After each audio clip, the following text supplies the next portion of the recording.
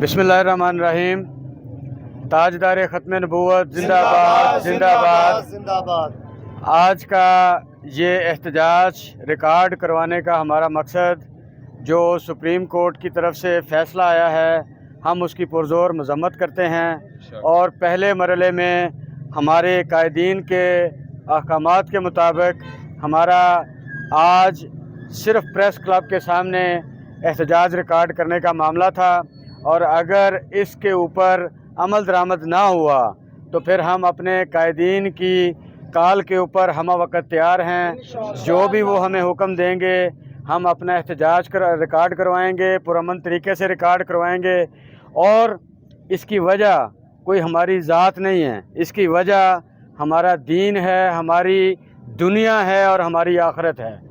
क्योंकि ये ऐसा इशू है जो हमारे ईमान का हिस्सा है। ख़त्म नबूवत के बग़ैर ईमान मुकम्मल नहीं होता, और इसके ऊपर अगर कोई भी लचक होगी, कोई भी आएँ बाएँ शाएँ का मामला होगा, कोई भी 2 + 2 4.5 का मामला होगा, तो वो किसी भी मुसलमान को काबिल कबूल नहीं है। और सांगला हिल के अवाम, सांगला हिल की तंजीमें, सांगला हिल के हर मुसलमान की ये ख्वाहिश है और ये मुतालबा है कि सुप्रीम कोर्ट के चीफ़ जस्टिस साहब अक्ल के नाखन लें और इस फ़ैसले को वापस करें, और शरीयत कोर्ट के लोगों को साथ शामिल करके इस फ़ैसले को वापस लेके जो ख़त्म नबूवत के हिसाब से मामला बनता है उसके हिसाब से इसका फ़ैसला किया जाए।